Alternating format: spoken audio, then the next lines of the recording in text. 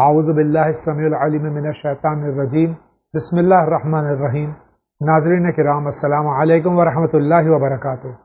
مسائل زندگی آپ کا پسندیدہ پروگرام ایک بار پھر میں حاضر ہوا ہوں اس کو لے کر آپ کی خدمت میں، اور ایام اعزاں ہیں، یقیناً ماہ سفر شروع ہونے والا ہے اور یہ مصیبت کا زمانہ ہے اہل بیت اطہار علیہ السلام کے لیے، جو کربلا میں شہادت کے بعد میں 11 محرم سے دیار بہ دیار کوفے اور شام کی گلیوں میں، بازاروں میں، درباروں میں لے جایا گیا۔ اب یہ شام میں داخل ہوا چاہتا ہے۔ ان ایام اعزاں میں ہماری ذمہ داری یہ بنتی ہے کہ ہم ہر ممکن کوشش کریں کہ پوری دنیا میں پیغام حسین علیہ السلام پہنچانے کی کوشش کریں، ظلم کے خلاف آواز اٹھائیں، مظلومیت کا ساتھ دیں، صبر و تحمل سے کام لیں، اور اپنے مراجع کرام جو کہ نائب عام ہیں حضرت حجت ابن الحسن العسکری عجل اللہ تعالیٰ فرجہ شریف کے، ان کی باتوں کو نہ صرف یہ کہ غور سے سنیں بلکہ اس پر عمل کرنے کی پوری کوشش کریں۔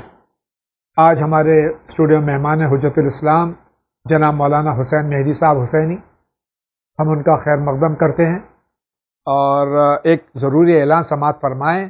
اب تک آپ مسائل زندگی کے جو سوالات لینڈ لائن پہ آپ چینل ون کے آفس میں بھیجتے تھے، وہ نمبر تھا 022-234-54676۔ اب یہ نمبر کینسل ہو چکا ہے، اس کی جگہ پر نیا نمبر ہے، وہ آپ نوٹ فرما لیں، آپ کے اسکرین پہ بھی نمبر آ رہا ہے، اور وہ نمبر ہے انٹرنیشنل کال کے لیے 919819657447، اور اگر آپ انڈیا سے ہی کال کر رہے ہیں تو صرف 9819657447۔ انشاءاللہ آپ نے نمبر نوٹ کر لیا ہوگا، سوالات بھیجتے رہیے۔ السلام علیکم، میرا نام جمیلہ بیگم ہے اور میں آسام سے ہوں۔ میں آپ کا شو ہمیشہ دیکھتی ہوں اور آپ کی باتوں کا عمل بھی کرتی ہوں۔ میرا ایک سوال تھا کہ میرے گھٹنوں میں بہت گہری موچ آ گئی ہے اور بہت دکھتا بھی ہے، تو اس کا کوئی دعا تعویذ ہے تو ہم کو بھی بتائیے گا، اور خدا وند عالم آپ کو صحیح سلامت رکھے۔ خدا حافظ۔ اعوذ باللہ من الشیطان الرجیم، بسم اللہ الرحمن الرحیم، الحمد للہ والصلاۃ علی اہلہا۔ اللہم کل ولیک الحجت ابن الحسن صلواتک علیہ وعلی آبائہ فی ہذہ الساعۃ وفی کل ساعۃ، ولیًا وحافظا وقائدا وناصرا ودلیلا معینہ حتی تسکنہ ارضک طوعا وتمتعہ فیہا طویلا۔ تو آپ کے سوال میں آپ یہ معلوم کرنا چاہتی ہیں کہ آپ کے گھٹنوں میں درد ہے، موچیں آ گئی ہیں، تو پہلے تو آپ اس کا علاج کیجئے، اور اگر دعا کی ضرورت محسوس کرتی ہیں تو روزانہ 70 مرتبہ سورہ مبارکہ الحمد کو پڑھ کر پانی پر دم کیجئے اور اسے پی جائیے۔ جی، ہم ناندیڑ سے عائشہ صدیقہ۔ ہمارا کوشچن ہے کہ اگر کسی نامسلم لڑکے سے شادی کرے تو میں کوئی اعتراض تو نہیں ہوتا نا؟ آپ کا یہ جو سوال ہے جس میں آپ نے پوچھا ہے شادی کے متعلق، تو میں آپ سے عرض یہ کر دوں کہ شادی ہمیشہ ایسے سے کی جانی چاہیے کہ زندگی کے سفر میں وہ باعتبار عقیدہ بھی ساتھ ہو، باعتبار عمر بھی ساتھ ہو، باعتبار رزق بھی ساتھ ہو، یعنی ایسا ہونا چاہیے کہ ہر اعتبار سے زندگی کے سفر میں ساتھ دے دے۔ بہت بڑی عمر کا لڑکا ہے اور بہت چھوٹی عمر کی لڑکی ہے تو یہ کفو نہیں ہوئے۔ عقیدے کے اعتبار سے الگ الگ عقیدے کے اگر مالک ہیں تو اس کے معنی ہوں گے جو گود میں بچے پلیں گے وہ دو الگ الگ عقیدوں کے درمیان میں پھنس کے رہ کے کسی دین کی طرف مائل نہیں ہوں گے۔ تو ایسی زندگی نہیں گزارنی چاہیے جس کے اندر اختلاف پایا جا رہا ہو۔ تو اس کے معنی یہی ہوئے کہ انسانی زندگی کو ہونا چاہیے اس طرح سے کہ اس میں ٹکراؤ نہ پایا جائے، نہ ٹکراؤ عقیدے کے اعتبار سے، نہ ٹکراؤ عمر کے اعتبار سے، نہ ٹکراؤ خاندان کے اعتبار سے۔ آپ کا تیسرا سوال۔ جی میرا نام معین ہے اور ناندیڑ سے بول رہا ہوں۔ میرا سوال یہ ہے کہ میں جو ہے ماں باپ کو بہت پریشان کیا ہوں اور بہت زیادہ جھگڑا ہوتا ہے میرا، تو مجھے بھی بہت پچھتاوا ہو رہا ہے۔ اس کے لیے مجھے کیا کرنا ہے جو میں بالکل اپنے ماں باپ کو میں ایسا لگے کہ میں اپنے ماں باپ مجھے معاف کر دیے، اور میں جو ہے کہ ایسا لگے کہ میں گناہوں سے معاف ہو گیا ہوں، تو اس کے لیے کیا کرنا چاہیے؟ اور میں بس سوچ ہو رہا ہے کہ میں اپنے ماں باپ کو بہت پریشان کیا ہوں، تو مجھے اس کے لیے کیا کرنا ہوگا، پلیز بتائیے۔ گویا آپ نے سوال میں یہ معلوم کرنا چاہا ہے کہ اگر کسی شخص نے اپنے والدین کا دل دکھایا ہے، ان کو اذیتیں دی ہیں، ان کی نافرمانی کی ہے، تو بہت اچھی بات ہے اگر انسان چونک گیا ہے۔ اگر آپ کے والدین زندہ ہیں تو آپ ان کے سامنے جائیے، ان سے معافی مانگیے، اپنی غلطیوں کا اعتراف کیجیے، ان کی خدمت کیجیے۔ اور اگر والدین دنیا سے جا چکے ہیں تو اس کے معنی یہ ہیں کہ اب آپ ان کے لیے ایصال ثواب کیجیے، ان کی نمازیں قضا ہیں تو وہ پڑھیے، روزے قضا ہیں تو وہ ادا کیجیے۔ اور مومنین میں سے اگر کوئی شخص زیارتوں کے لیے جا رہا ہے تو اس کو آپ امام حسین کی زیارت کے لیے اخراجات جتنا ممکن ہو سکے دے دیجیے۔ خود شب جمعہ ان کی طرف سے زیارت وارثہ پڑھیے، شب جمعہ میں قرآن کی تلاوت کیجیے۔ قریب میں اگر قبریں ہیں تو قبروں پر جا کر کے سورہ یاسین اور سورہ ملک کی تلاوت کیجیے۔ اگلا سوال۔ السلام علیکم، میں بمبئی سے بول رہا ہوں۔ مجھے ایک دعا معلوم کرنا ہے کہ جن کی عورتوں میں بچہ نہیں ہوتا ہے وہ اللہ تعالیٰ کی طرف سے، تو یہ کوئی دعا ایسی بتائی جائے جو ان لوگوں کا بچہ ہو جائے۔ السلام علیکم، خدا حافظ۔ آپ چاہتے ہیں یہ معلوم کرنا کہ اولاد نہیں ہو رہی ہے، کیسے ہو؟ تو اس کے لیے معصومین علیہ الصلاۃ والسلام کا ارشاد ہے کہ آل عمران کی آیت نمبر 38، 39 اور 40، اور اس کو کثرت سے پڑھے، اور اس کے بعد سے نماز نمبر 59 سے لے کے 62 تک جو صحیفہ نماز میں نماز ہے اس کو مسلسل پڑھتا رہے، انشاءاللہ پروردگار عالم اولاد عنایت فرمائے گا۔ اگلا سوال۔ السلام علیکم، میرا نام سید ریاض حسین جعفری، میں ناگپور شہر سے بول رہا ہوں۔ صاحب، اس حدیث کی روشنی میں سوال ہے، حضور پاک حضرت محمد مصطفیٰ صلی اللہ علیہ وآلہ وسلم کا قول ہے کہ جو عیب دوسروں میں دیکھو پہلے اپنے میں تلاش کرو۔ اسی روشنی میں سوال ہے کہ میں خود بھی گنہگار ہوں، اللہ مجھے بھی توفیق عنایت فرمائے۔ سوال ہے کہ ہندوستان میں قریب دیکھا گیا ہے کہ مجلس کا وقت 9 بجے کا اعلان اور 10 بجے شروع کرتے ہیں، اس کا حل بتائیں۔ نمبر 2، مجلسوں میں آنے والے ماشاءاللہ مومن کی میں نے نوٹ کیا کہ 3 قسم کے نظر آتے ہیں۔ ایک وقت پہ آنے والے، دوسرے ماشاءاللہ ذاکر و عالم دین تو 9 کے اعلان پر 8:30 بجے ہی آ جاتے ہیں، ان سے شکایت نہیں ہے۔ یہاں یہ مسئلہ ہے کہ دوسرے مجلس کے درمیان میں آنے والے حضرات تیسرے مجلس ختم ہونے کے بعد آتے ہیں، خاص طور پر نیاز والی مجلسوں میں، اور کہتے ہیں کہ کیا مولا کی نیاز بھی نہ چکھیں۔ اور نوحہ خان تو ماشاءاللہ اس کے اور الگ ہے، جب ذاکر عالم مجلس پڑھ چکا ہوتا ہے تب نوحہ خان اپنا نوحہ امام حسین علیہ السلام کا سنانے آتے ہیں، اس کا حل بتائیں۔ کیا ان نوحہ خانوں پر عالم ذاکر کے مجلس ساکت ہے؟ جواب عنایت فرمائے۔ شکریہ، خدا حافظ۔ آپ کی جو گفتگو ہے اس کے اندر سب سے پہلی چیز تو یہ ہے کہ آپ نے یہ فرمایا کہ لوگ وقت پر مجلسوں میں نہیں آتے ہیں۔ یہ کوئی کلیہ آپ کا نہیں ہے، الگ الگ شہروں میں ممکن ہے کہ آپ نے یہ چیز دیکھی ہو، لیکن خود شہر بمبئی میں جو وقت مجلس کا ہے اس وقت ذاکر ممبر کے اوپر ہوا کرتے ہیں، لہٰذا یہ بھی ہو سکتا ہے کہ جن جگہوں پر تاخیر ہوتی ہے اگر 2-4 مجلسوں کو قربان کر دیا جائے، وقت پر شروع کیا جائے تو یقیناً مومنین عادی ہو جائیں گے۔ میں ساری دنیا کے مومنین کے حالات سے باخبر ہوں، اگر 1-2 مجلس کو بانیان مجلس وقت پر شروع کر دیں تو پھر مومنین بھی اسی کے عادی ہو جاتے ہیں۔ اب رہا کہ کوئی تبرک کے وقت آتا ہے، کوئی ابتدائی مجلس میں آتا ہے تو کوئی درمیان مجلس آتا ہے، تو یہ تو ہوتا رہے گا، اس کے اوپر کوئی پابندی نہیں لگائی جا سکتی۔ یہ کوئی ٹرین نہیں ہے کہ وقت پر آئے گی اور چلی جائے گی، یا فلائٹ نہیں ہے کہ اپنے وقت پر چھوٹ جائے گی۔ مومنین کو جیسے سہولت ہوتی ہے اسی سہولت کے اعتبار سے کوئی 10 منٹ تاخیر سے کوئی تبرک کے وقت بھی پہنچے گا تو اجر و ثواب اس کو اتنا ہی ملے گا۔ اگلا سوال۔ جناب مولانا صاحب السلام علیکم، جاوید بھائی کی خدمت میں میرا سلام۔ سرکار آپ سے پوچھنا چاہتا تھا کہ وہ کون سے قرآن کے سورے ہیں جو نماز میں نہیں پڑھے جا سکتے، جیسے سورہ رحب ہے، تبت یدا ابی لہب، کیا کسی لڑکے میں پڑھ سکتے ہیں؟ من نہیں پڑھ سکتے ہیں تو اس کی کیا ہے، ذرا وضاحت فرمائیے گا۔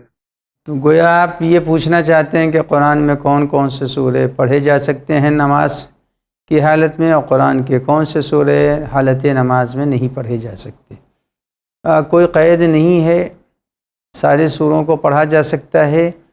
بس یہ ہے کہ مثلاً جو اجر و ثواب اور جو فضیلت سورہ مبارکہ قل هو اللہ کو ہے، وہ ظاہر ہے سورہ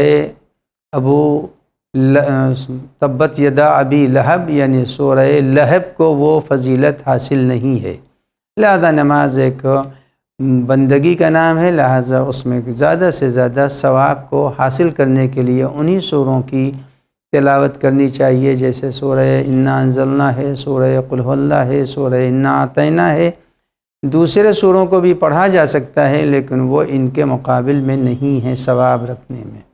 اب رہا کہ 2 سورے قرآن مجید کے علم نشرح والضحیٰ، یہ 2 سورے وہ ہیں کہ ان کو قرآن مجید کے ایک سورے کے حکم میں رکھا گیا۔ اسی طرح سورہ فیل اور سورہ قریش وہ سورے ہیں جو اگر کسی شخص نے سورہ علم نشرح نماز میں حمد کے بعد پڑھا تو اس کو والضحیٰ بھی پڑھنا پڑے گا، اور اگر سورہ فیل پڑھا ہے تو سورہ قریش بھی اس کو پڑھنا پڑے گا۔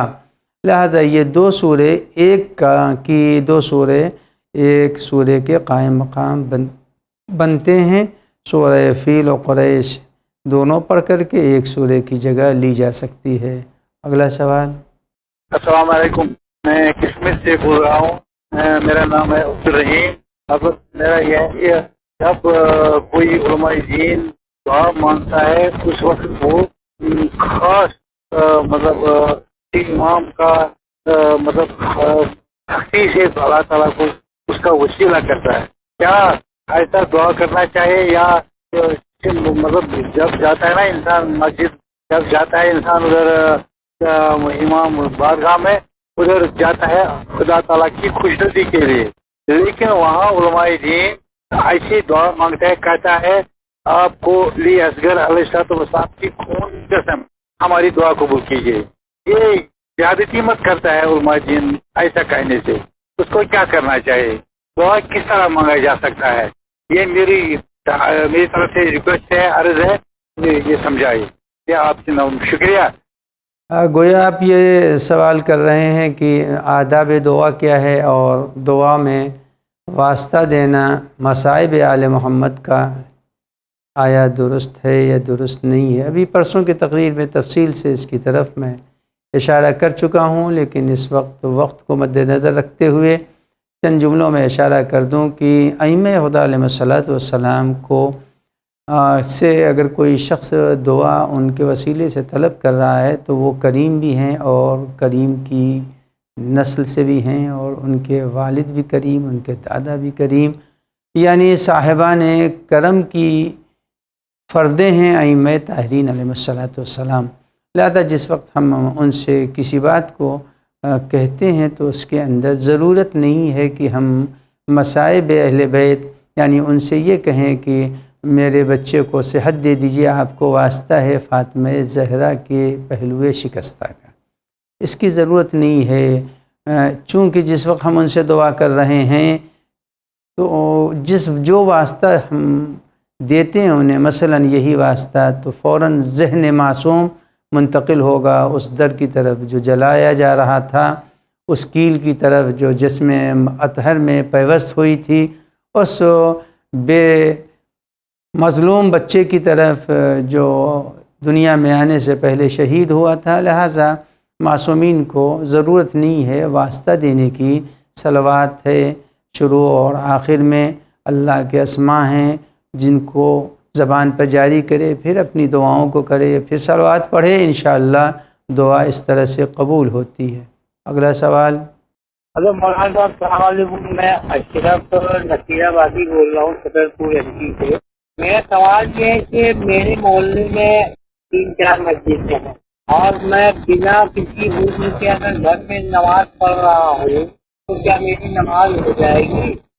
آپ کا سوال یہ ہے کہ مسجدوں کے ہونے کے باوجود آپ کے محلے میں اڑوس پڑوس میں مسجدیں ہیں لیکن آپ نماز گھر میں پڑھتے ہیں۔ نماز گھر میں صحیح ہوگی لیکن وہ ثواب جو مسجد میں جا کر پڑھنے کا ہے وہ ثواب حاصل نہیں ہوگا۔ اگلا سوال۔ السلام علیکم۔ یہ چہلم میرا سوال ہے، یہ چہلم سے پہلے جو خواتینیں اپنے سروں میں ڈائی وغیرہ لگاتی ہیں تو یہ جائز ہے کہ نہیں؟ میں کانپور سے بول رہی ہوں، شبانہ رضوی۔ الگ الگ ملکوں کے الگ الگ حالات ہیں۔ آپ نے یہ معلوم کرنا چاہا ہے کہ آیا چہلم امام سے پہلے عورتیں زینت کر سکتی ہیں یا نہیں کر سکتی ہیں۔ بہرحال ہندوستان کے ماحول کے اعتبار سے عورتیں 2 ماہ اور 8 دن یعنی 8 بالاول کے بعد مہندی بھی لگاتی ہیں، زینت بھی کرتی ہیں، سرخ لباس بھی پہنتی ہیں، لہٰذا اس روش کو باقی رکھنا چاہیے تاکہ آنے والی نسلوں کو بھی یہ پتہ چلے کہ یہ ایام غم کے ہیں اور سید الشہداء کا غم اس قدر غالب ہے کہ ہم اپنے سہاگ کو اور اپنی زینت کو بھی اس کے اوپر قربان کر رہے ہیں۔ اگلا سوال۔ السلام علیکم مولانا صاحب، میرا یہ سوال ہے کہ میری امی جان ہیں، انہی نے اپنا ایک سوال دیا ہے پوچھنے کے لیے کہ وہ صبح وہ جو ہے نیند کی وہ پیشنٹ ہیں تو وہ نیند کی ٹیبلٹس لیتی ہیں جس کی وجہ سے ان کو صبح آنکھ لگ جاتی ہے، جس کارن وہ فجر کی نماز ان کی قضا ہو جاتی ہے، تو وہ فجر کی نماز کو ظہر کے ساتھ پڑھتی ہیں اور بیٹھ کے ابھی نماز وہ بیٹھ کے پڑھتی ہیں، تو امی یہ پوچھ رہی ہیں آپ سے کہ یہ میری نمازیں قبول ہوں گی یا نہیں؟ پلیز جواب دے دیجیے۔ گویا آپ یہ سوال کرنا چاہتی ہیں کہ آپ کی والدہ کو نیند نہیں آتی، لہٰذا نیند نہ آنے کی وجہ سے وہ نیند کی گولیاں کھاتی ہیں اور اس کے سبب وہ اول وقت نماز صبح ادا نہیں کر پاتی، لہٰذا وہ جب وہ اٹھیں تو بلا فاصلہ وضو کر کے نماز کو ادا کر دیں۔ یہ تاخیر اس سے زیادہ ممکن ہے، انشاءاللہ ان کو اللہ صحت دے، لیکن واجب کی ادائیگی میں تاخیر نہیں کرنی چاہیے۔ اگلا سوال۔ السلام علیکم، ہمارا ایک کوشچن ہے کہ ہم نے اپنی بڑی بہن کی شادی کے لیے کچھ روزے منت میں مانے تھے، تو جو ہم کو یہ آپ سے سوال پوچھنا تھا کہ اس روزے کی نیت ہم کیا کریں گے اور اس جو ہے روزے کو کھولنے کا وقت کیا ہوگا؟ آپ یہ معلوم کرنا چاہتے ہیں کہ روزے آپ نے نظر کے معنی تھے، تو روزے جو نظر کے معنی ہیں وہ روزے اور جو واجب روزے ماہ مبارک کے ہیں دونوں کے افطار کا وقت ایک ہے۔ نیت آپ صرف یہ کریں گے کہ میں روزہ رکھتی ہوں نظر کا واجب قربتاً اللہ، اور اگر واجب نہیں بھی کہیں گی، صرف کہیں گی نظر کا روزہ رکھتی ہوں قربتاً اللہ، تو کافی ہوگا۔ اگلا سوال۔ السلام علیکم مولانا اور جاوید بھائی، خدا کے سلام ان کو دن دن رات چوک میں ترقی کرے اور اس بلا اور آفات سے کل مومن مومنات شان حیدر کردار کو اور دنیا کو اس بیماری سے بچائے۔ میرا سوال آپ سے یہ ہے مولانا کہ اگر کسی مومن کا انتقال 1 محرم سے 10 محرم کے بیچ میں ہو جاتا ہے تو کیا اس کے سوئم کے لیے سپارے پڑھے جا سکتے ہیں؟ ان کی برائے سارے ثواب کے لیے ان کے جو سپارے دیے جاتے ہیں، کہ اب یہ ہو رہا ہے کہ آن لائن سپارے دے دیے جاتے ہیں کہ آپ یہ پڑھیں اور آپ یہ پڑھیں ان کے سارے ثواب کے لیے، کیا ہم 10 دن کے اندر کسی کے سارے ثواب کے لیے سپارے پڑھ کے ان کو بخش سکتے ہیں یا نہیں؟ گویا اگر آپ کے سوال کا اصل عنوان یہ ہے کہ اگر پہلی محرم سے عاشور کے درمیان کوئی مر جائے تو اسے ایصال ثواب کیا جا سکتا ہے یا نہیں کیا جا سکتا۔ دیکھیے، ہندوستان بہت بڑا ہے اور اس وقت بہت سے ملکوں میں یہ ہماری ون کی کوشش دیکھی جا رہی ہے، لہذا ہر آدمی اپنے اپنے علاقے کے اعتبار سے عمل کرے۔ ایصال ثواب کرنے میں کوئی مذائقہ نہیں ہے، لیکن جس علاقے میں جو رسم رائج ہے، بہت سے لوگ احترام حضرت سید الشہداء کی وجہ سے اگر درمیان عشرہ کوئی مر جاتا ہے تو سیوم اس کا نہیں کرتے، 12ویں محرم کے بعد سیوم کرتے ہیں، یا اس درمیان اگر کوئی مر گیا تو اس کا چہلم بھی نہیں کرتے جب تک کہ حضرت امام حسین علیہ السلام کا چہلم نہیں ہو جاتا۔ لہذا ہر انسان کو چاہیے کہ اپنے غم کے اوپر سید الشہداء کے غم کو مقدم کرے۔ اگلا سوال۔ السلام علیکم، ہمارا نام محمد سیدین ہے۔ میرا سوال یہ ہے کہ 12ویں امام کی شادی ہوئی تھی یا اس سے پہلے پردے غیب میں چلے گئے تھے؟ اگر ان کے کوئی ہیں تو کہاں ہیں؟ آپ یہ معلوم کرنا چاہتے ہیں کہ امام زمان علیہ السلام کی شادی ہوئی ہے یا نہیں ہوئی ہے؟ میں بہت ہی احترام کے ساتھ آپ کی خدمت میں یہ عرض کر دوں کہ وہ سوال کیجئے جو ہماری اور آپ کی زندگی سے ربط رکھتا ہو۔ یہ امام نے شادی کی ہے یا نہیں کی ہے، اس کا ربط ہم لوگوں سے کیا ہے؟ مسائل زندگی اور زندگی میں جو چیزیں درپیش ہیں وہ معلوم کرنا چاہیے۔ اب رہا سوال امام نے شادی کی ہے یا نہیں کی ہے، چلیے میں آپ کی بات کا جواب دے دیتا ہوں۔ پیغمبر اکرم صلی اللہ علیہ وآلہ وسلم کے وہ جانشین حقیقی ہیں، اور اس وقت روئے زمین کے اوپر وہ امام وقت ہی نہیں ہیں بلکہ نبوت کے قائم مقام ہیں، اور پیغمبر نے شادی کرنے کو مستحب مؤکد تاکید کی ہے کہ جوان شادی کرے، لڑکا ہو یا لڑکی۔ تو جب یہ حکم ہم کو دیا ہے تو بہرحال فرزند رسول خود اس کے اوپر یقیناً عمل کر چکے ہیں، لہذا ان باتوں کو اپنی زندگی میں ڈھونڈنا چاہیے کہ آیا ہماری زندگی سے اس کا ربط ہے یا نہیں ہے۔ اگلا سوال۔ ہم لوگ کیسے ثابت کریں قرآن سے کہ ماتم کرنا جائز ہے؟ بتائیں۔ السلام علیکم۔ یعنی آپ قرآن مجید سے چاہتے ہیں کہ ماتم کی حقانیت ثابت ہو، تو دیکھیے قرآن مجید نے خود پیغمبر کو مخاطب کیا ہے تو کہا لِتُبَيِّنَ لَهُمْ، اے پیغمبر ہم نے قرآن آپ پر نازل کیا ہے، آپ قرآن کو بیان کیجئے۔ تو کچھ چیزیں بیان پیغمبر سے ثابت ہوتی ہیں۔ اب مثلا قرآن نے یہ تو کہہ دیا ہے کہ نماز پڑھو، اقیم الصلاۃ، لیکن یہ کیسے معلوم ہوگا کہ رکوع پہلے ہے سجدہ بعد میں ہے؟ یہ کس نے بتایا؟ قرآن کے اندر تو یہ نہیں لکھا ہے کہ پہلے آپ رکوع کیجئے بعد میں سجدہ کیجئے۔ ہم اگر سجدہ پہلے کر کے رکوع بعد میں کریں تو نماز صحیح ہوگی؟ دنیا کا کوئی بھی مسلمان نہیں کہے گا نماز صحیح ہوگی۔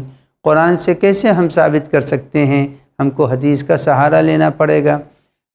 اللہ نے بہت سی چیزوں کو حرام قرار دیا ہے، کتا قرآن کے اندر نہیں بیان کیا گیا ہے کہ کتا حرام ہے، تو اب آپ کہیے کہ قرآن سے آپ ثابت کیجئے کہ کتا حرام ہے۔ تو میرے سوال کرنے والے عزیز بھائی، آپ کو یہ یاد رکھنا چاہیے زندگی کے سارے مسئلے قرآن کے اندر ہیں، لیکن اس کے ترجمان کی حیثیت سے اللہ نے نبی اور ائمہ ہدیٰ کو قرار دیا ہے۔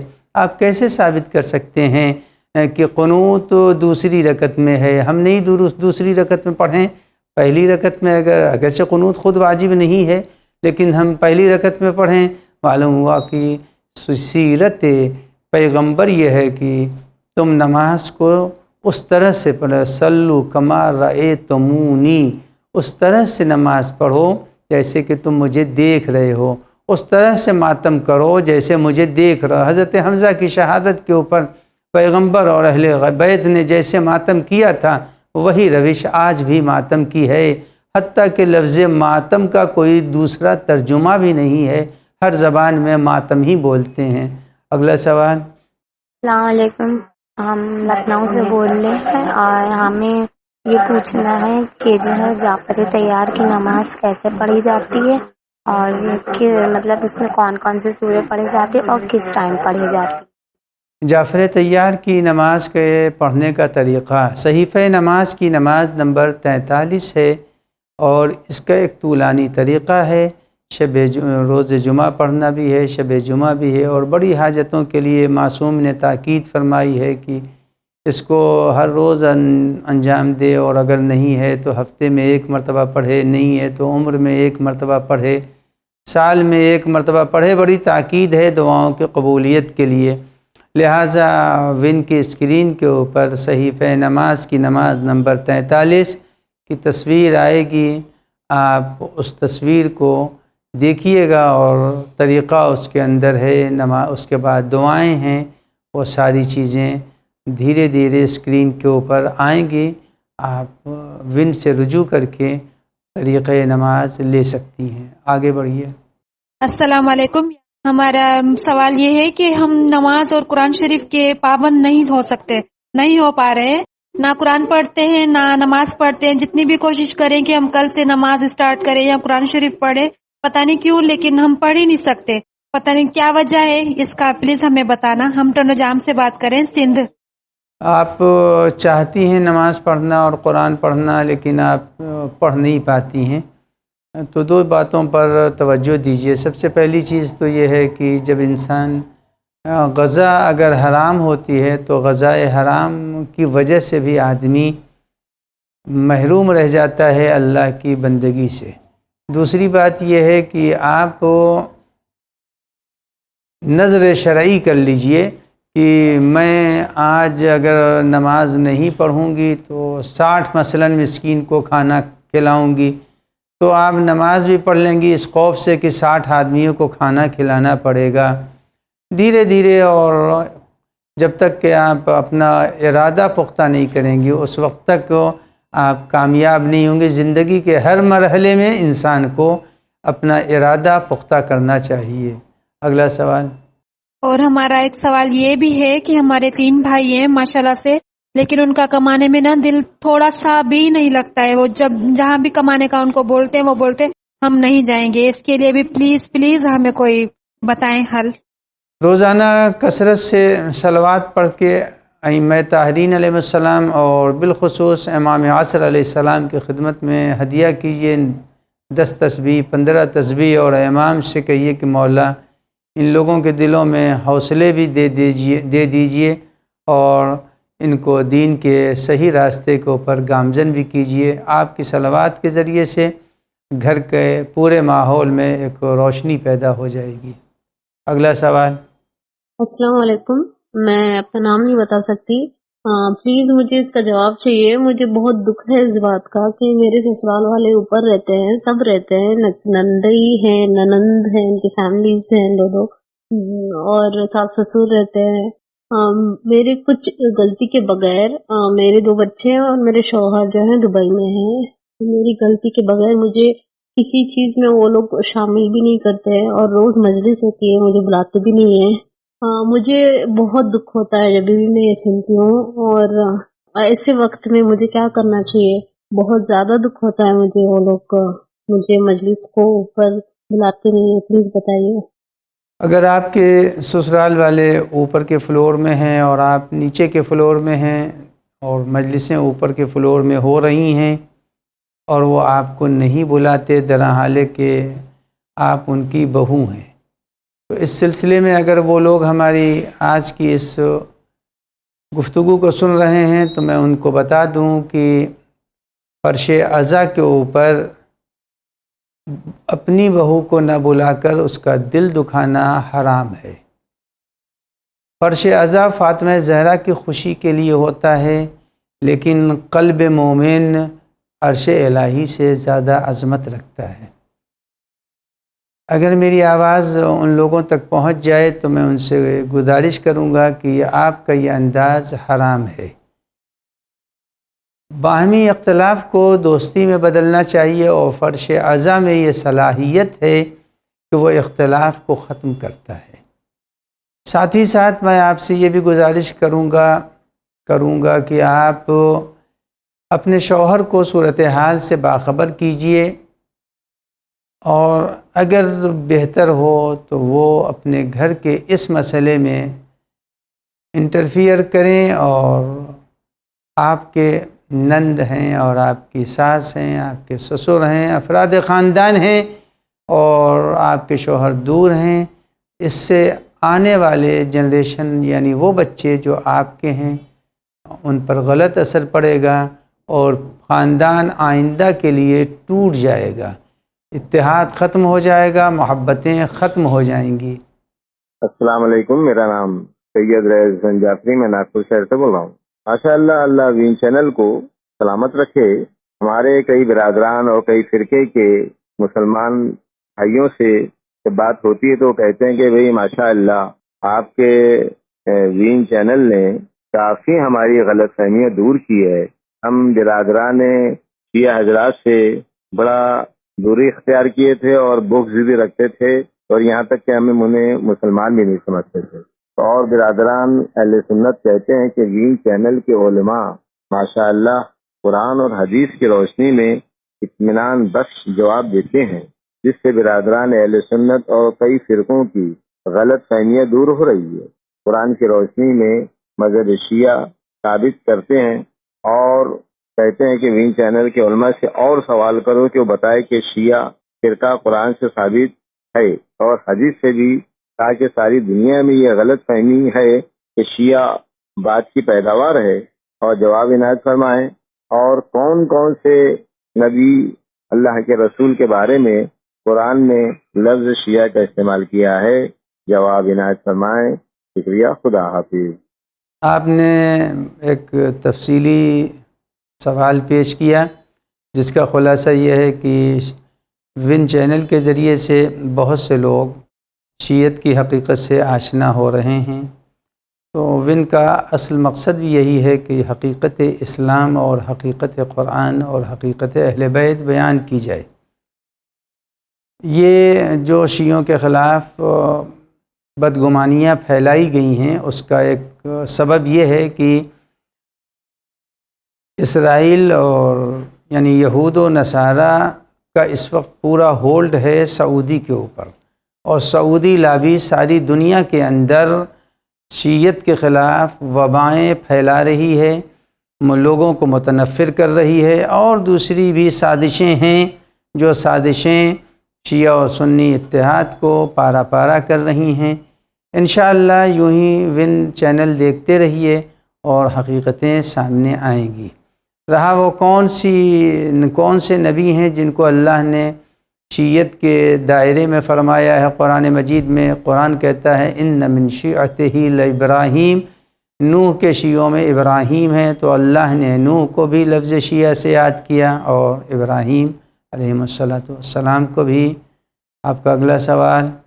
ناظرین کرام، بریک کا وقت ہوا چاہتا ہے، ہم بریک پہ جا رہے ہیں۔ بریک کے درمیان جو باتیں بتائی جاتی ہیں، جیسے میں ہمیشہ عرض کرتا ہوں، بہت قیمتی ہوتی ہیں، اس پر دھیان دیجیے، اور انشاءاللہ ابھی ہم حاضر ہوتے ہیں، کہیں نہیں جائیے، دیکھتے رہیے چینل ون۔